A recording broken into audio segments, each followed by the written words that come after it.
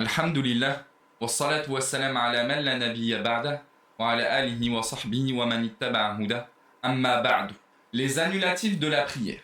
C'est un chapitre qu'il est important de maîtriser, que tout musulman et toute musulmane doit maîtriser. C'est pas une connaissance qui est réservée à l'imam, une fois de plus.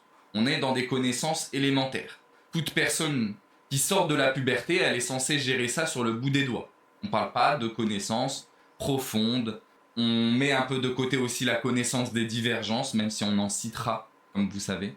Et on va essayer de prendre quelques bases dans le sujet des annulatifs de la prière, parce que beaucoup de gens, encore une fois, ont beaucoup de wassawis parce qu'ils ne maîtrisent pas les règles élémentaires, que ce soit la connaissance des annulatifs, que ce soit les détails des annulatifs, dans quel cas ils annulent et dans quel cas ils n'annulent pas, et sous quelles conditions. Les annulatifs de la prière, pour faire simple, ils sont au nombre de 5. On a premièrement manger et boire, parler, on détaillera bien entendu, bouger, rire et ne pas respecter les piliers, les obligations et les conditions. Le dernier annulatif, on regroupe énormément de choses en disant ça. Très important, les 4 premiers annulatifs, si tu les fais par ignorance ou par inadvertance, donc jahlan ou sahwan, ça n'annule pas ta prière. Avec des divergences dans certains annulatifs, comme rire par exemple. Tu découvres aujourd'hui que tu as fait l'un de ces 4 annulatifs-là et que tu ne savais pas qu'il annulait, ou dans cette situation tu ne savais pas qu'il annulait, est-ce que ta prière dans laquelle tu as fait cette erreur, elle est valide ou pas? Oui, elle est valide. Donc toutes les personnes qui viendraient nous voir, nous dire « j'ai bu, j'ai mangé sans faire exprès », réponse « ta prière n'est pas annulée ». Bon, après, il faut concevoir l'idée qu'il n'ait pas fait exprès, mais que c'était contre son gré, que ça l'a dominé, ça l'a surpassé, ça annule pas sa prière. Pareil, quand vous doutez, est-ce que j'ai fait l'annulatif ou pas? Ou est-ce que je l'ai fait suffisamment trop pour que ça annule? Al-aslu sihhatus salah. La base, c'est que ta prière n'est pas annulée, jusqu'à preuve du contraire, jusqu'à certitude. Si vous connaissez ces règles absolues, elles vont vous aider à vous en sortir dans pas mal de situations de votre vie quotidienne. Le 5e, c'est un peu plus compliqué. Manquer à des piliers, manquer à des obligations, manquer à des conditions, même par oubli, même par ignorance, ça annule ta prière. Alors, prenons ces annulatifs un à un. Manger ou boire.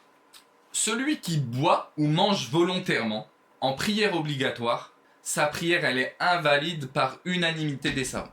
Il n'y a pas de débat sur le fait qu'une personne qui mange, qui avale volontairement de la nourriture ou une boisson, un liquide, sa prière, elle est invalide, que ce soit en petite quantité ou en grande quantité. Ibn Qudama, rahimahullah, il nous dit dans le Mourni, إذا أكل أو شرب في الفريضة عامدا بطلت صلاته. Si quelqu'un mange ou boit dans la prière obligatoire, et ce volontairement, donc lui, il n'y a pas de débat que sa prière, elle est invalide. Il le fait volontairement, en connaissance de cause, et pas par oubli, sa prière, elle est invalide. Et nous ne connaissons pas de débat à ce sujet. Fin de citation. Pourquoi manger et boire, ça annule la prière? Donc déjà, il y a unanimité. Mais quelle serait la raison? Pourquoi on ne pourrait pas manger ou boire pendant la prière obligatoire? Parce que, si je précise obligatoire, vous doutez bien qu'il y a eu un peu de divergence sur les prières pas obligatoires, les nawafil.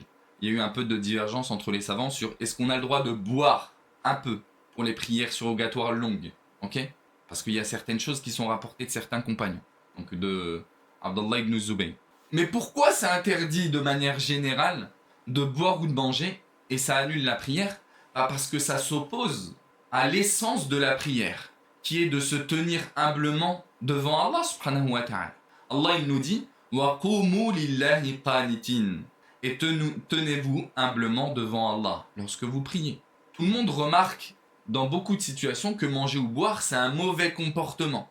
En classe par exemple, moi je m'en rappelle de beaucoup de nos professeurs à l'université islamique de Médine qui nous rappelaient que manger ou boire pendant un cours, c'est pas correct.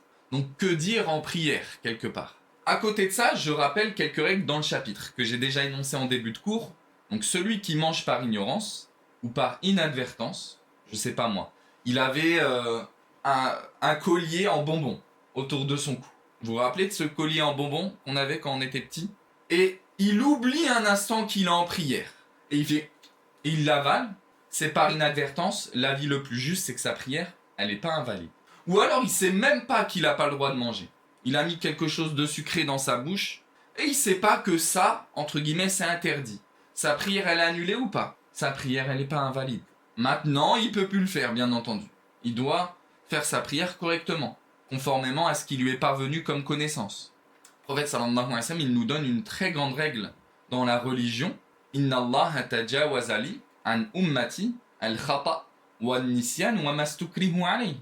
On avait déjà parlé de cette règle-là dans les annulatifs du jeûne. Regardez comment Allah il est miséricordieux envers nous. Certes, Allah a pardonné aux membres de ma communauté ce qu'ils font par erreur, par oubli ou sous la contrainte. Ça, c'est pour manger et boire. Maintenant, parler. Comment ça, parler? Du coup, je peux pas réciter la Fatiha? Bien sûr que si. Celui qui parle volontairement, sciemment, c'est pas par oubli, par des paroles qui n'ont rien à voir avec la prière. C'est des paroles min kalamin nas, des paroles mondaines, pourrait-on dire, ne sont pas dans l'intérêt de la prière, ou par urgence, sa prière, elle est invalide par unanimité. Et en prière, seul ou derrière l'imam ou j'en sais rien. Quelqu'un, il passe le salam. T'as le droit de lui dire « Wa alaykumus salam wa rahmatullahi wa barakatuh akhi, kayfa halouk » Comment tu vas, mon cher frère? Ça va, les enfants, ils vont bien? Non, t'as pas le droit de faire ça. Et alors que tu sais, c'est pas par oubli, ta prière, elle est invalide. Il n'y a pas de débat là-dessus. Ibn Qudama, rahimahullah, mort en 620 de l'Hégire, c'est un très grand savant de la jurisprudence comparée. La jurisprudence comparée, c'est la jurisprudence selon toutes les écoles, ok? Il nous rapporte, mais c'est pas le seul. Moi, j'en mets qu'un en général, ça veut pas dire que c'est le seul à rapporter l'unanimité. Il nous dit, quant au fait de parler volontairement, en sachant qu'il est en prière, en sachant que c'est interdit, sans intérêt pour la prière, ni pour une raison qui l'implique, urgente, la prière est vaine par unanimité. Il est sorti de prière. En plus de ça, bien entendu, s'il sait que c'est interdit, il a un péché.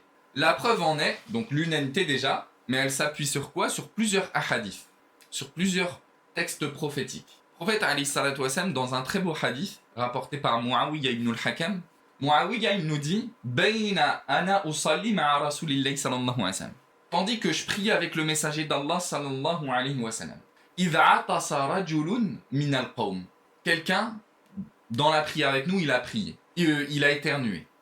Faqultu yarhamukallah. En pleine prière, je lui ai dit yarhamukallah, l'invocation que l'on dit à celui qui éternue. Qu'Allah te fasse miséricorde. Faramani alqawm bi absarihim. Les gens, ils m'ont tous regardé. Faqultu wa thakla ummaya. Que ma mère me perde. Ou je sais plus comment on traduit cette expression-là, mais c'est une expression verbale, ok? Ma sha'nukum tanzuruna ilayya. Qu'avez-vous à me regarder? Il le dit, il est un peu énervé. Faja'alu yadribuna bi aydihim ala afkhadhihim. Quand il a dit ça, Muawiyah, qui rapporte lui-même ce récit, à qui c'est arrivé, il dit ils ont commencé tous à taper sur leurs cuisses. Imagine la situation. Et là, quelqu'un éternue, tu veux faire une bonne action. Yarhamukallah, akhi. Tout le monde te regarde. Et tu dis ouais, qu'est-ce qui vous prend à me regarder? Il est où le problème? Entre guillemets. Tout le monde tape. Tous les compagnons commencent à taper sur leurs chevilles, sur leurs cuisses. Quand je les ai vus en train d'essayer de me faire taire, donc il a compris ce que ça voulait dire. Même aujourd'hui, c'est un geste un peu universel, ça. Et toi? Il dit, je me suis tu. Mais je voulais aller au conflit avec eux. Mais je me suis tu. Lorsque le prophète sallallahu alayhi wa sallam, il a terminé sa prière, regardez cette belle chose qu'il nous dit Muawiyah, qui est liée à l'éducation. Fabi abi ou huwa wa ummi. Il nous dit cette expression, je serais prêt à donner mère et père pour lui. Ma ra'aytu mu'alliman qablahu wa la ba'dahu ahsana ta'liman minhu. J'ai jamais vu un enseignant avant lui et après lui meilleur que lui dans sa manière d'enseigner. Ma kaharani. Il m'a pas humilié. Il a pas été dur avec moi dans sa parole. Wa la darabani. Et il m'a pas frappé pour cette chose qui peut paraître grave. Et je suis un adulte qui plus est. Wala shatamani. Et il m'a pas porté de mauvaises paroles. Il m'a seulement dit, il m'a seulement éclairci le jugement religieux de ça. Inna hadhihi salah la yasluhu fiha shay'un min kalamin nas. Muawiyah, dans cette prière-là, n'est convenable que, ne sont pas convenables les paroles mondaines des humains comme ça. Innama huwa tasbih wa takbir wa qira'atul Qur'an. Dans cette prière-là, on ne fait que glorifier Allah, que proclamer sa grandeur et réciter le Coran. La prière, elle est faite que pour ça.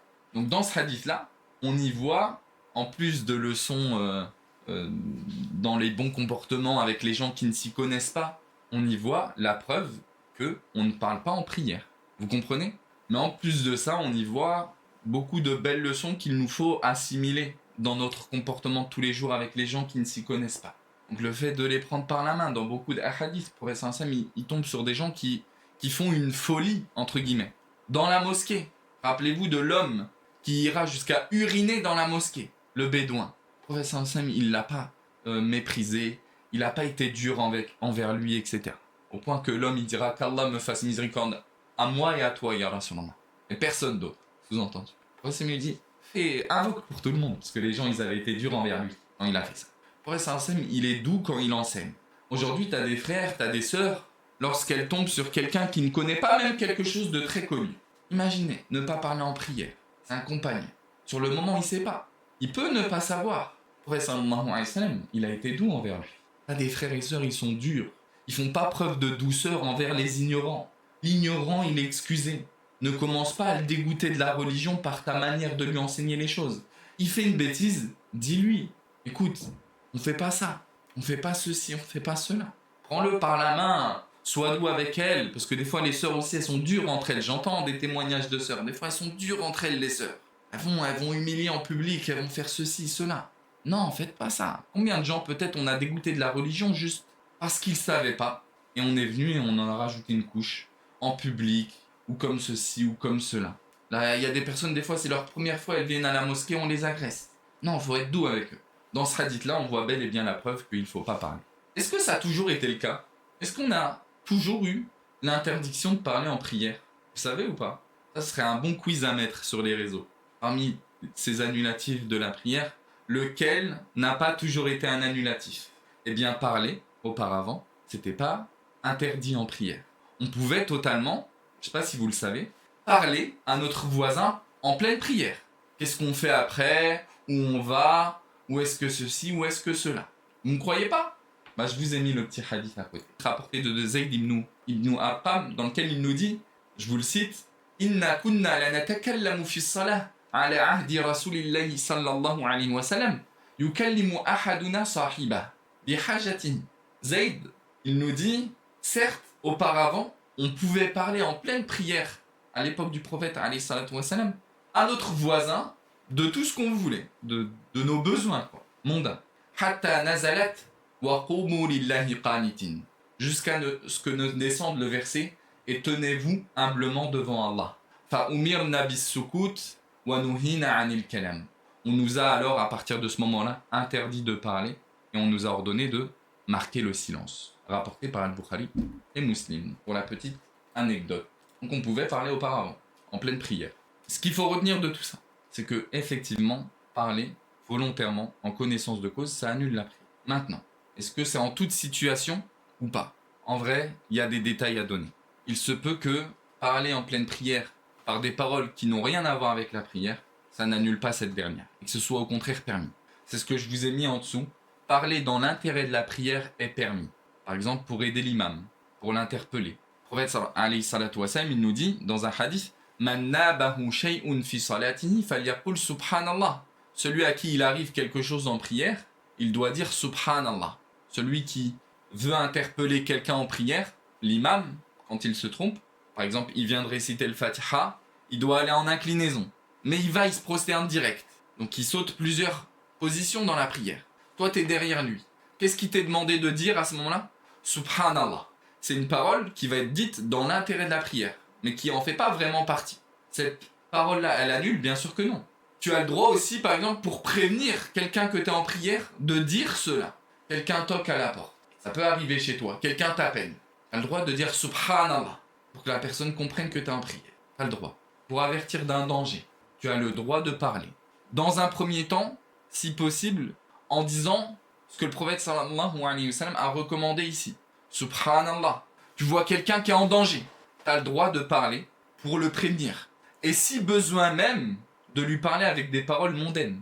Autre que Subhanallah. S'il ne va pas comprendre le danger, l'urgence dans laquelle il est, tu as le droit de dire attention à un serpent. Ta prière, elle n'est pas invalide, selon l'avis le plus juste. Ça, c'est des questions qui font débat. Mais, bien entendu, qu'on donnera un avis. Personne ne peut pas donner d'avis quand il parle. Tous ces éternuer, bâiller, pleurer en prière, tout ça, ça peut être confondu à des paroles, parce qu'il y a du son qui sort. C'est pour ça que je les ai mis là.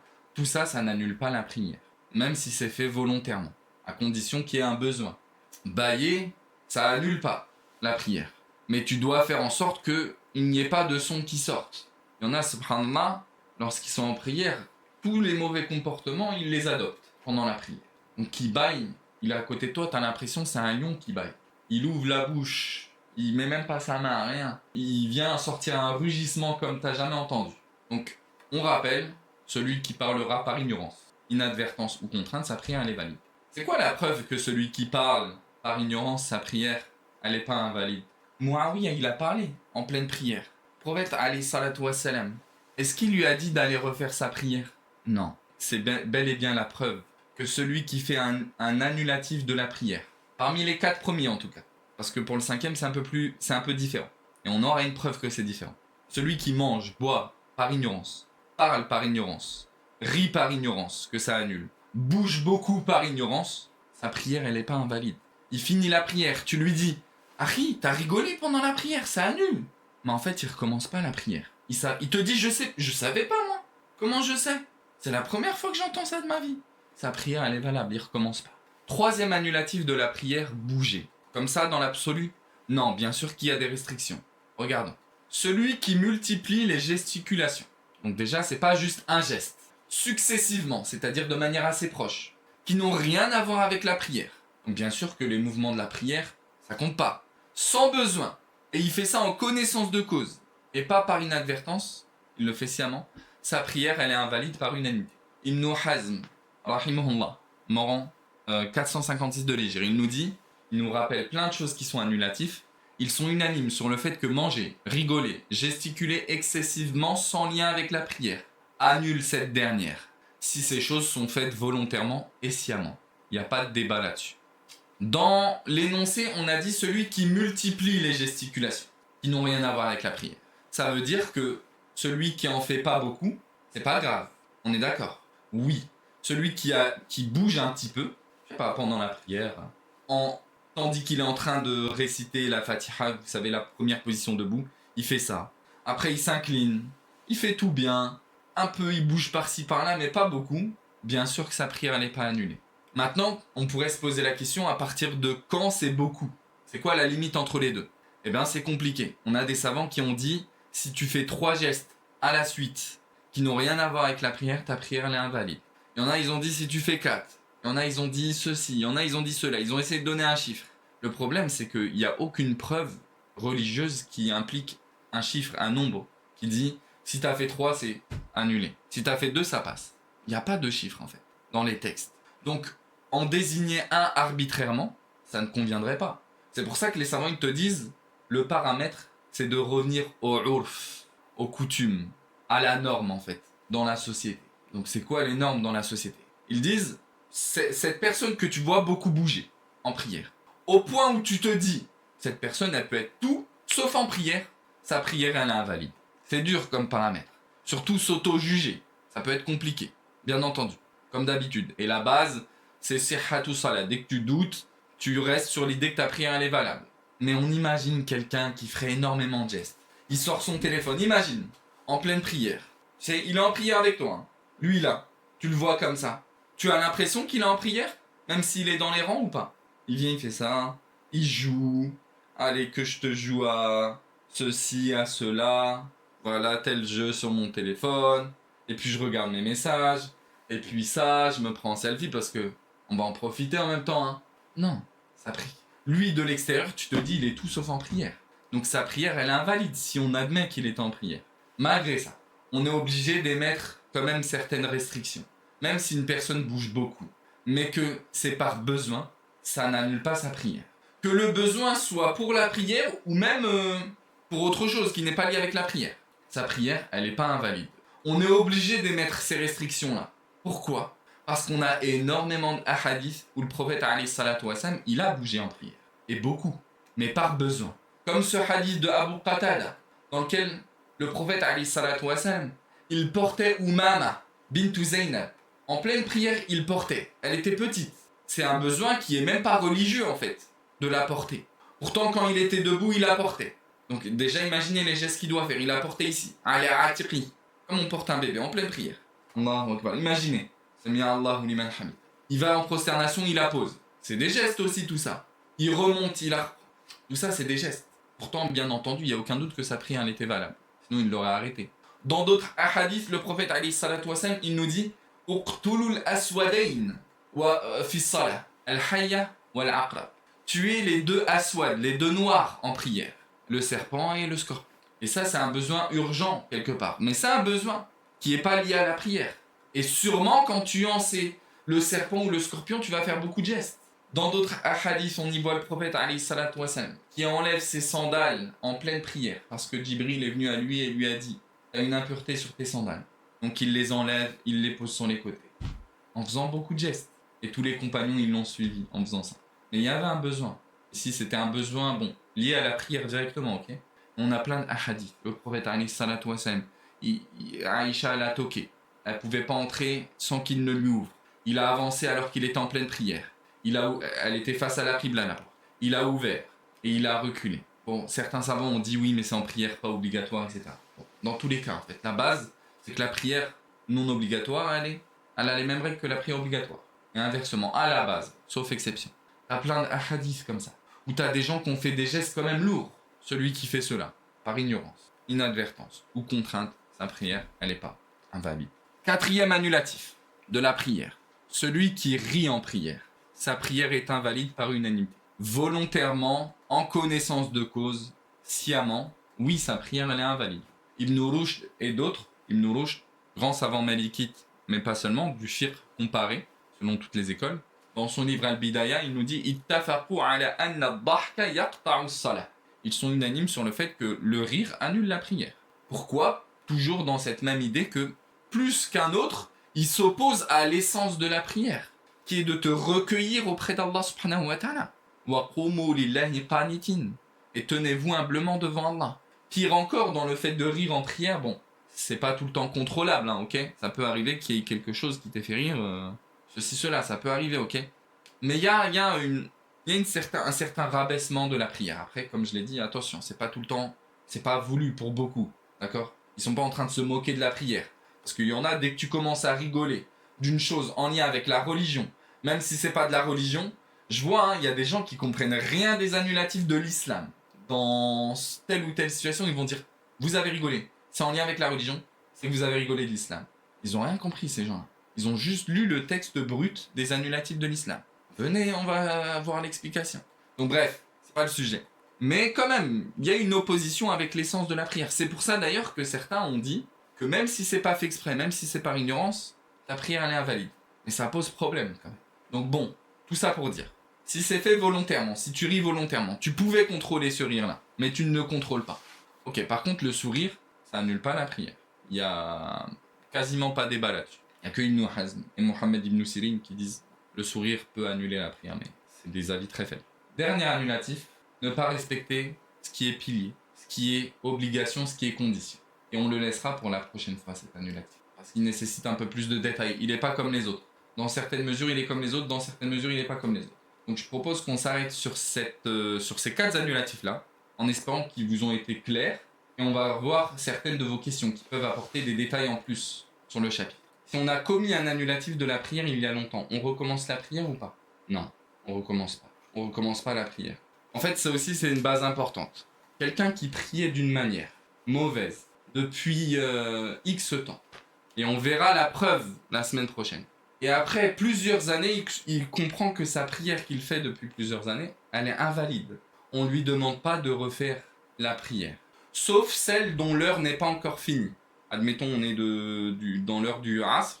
Il apprend que depuis toujours, il prie d'une manière qui n'est pas valable, il ne rattrape pas ses prières d'avant.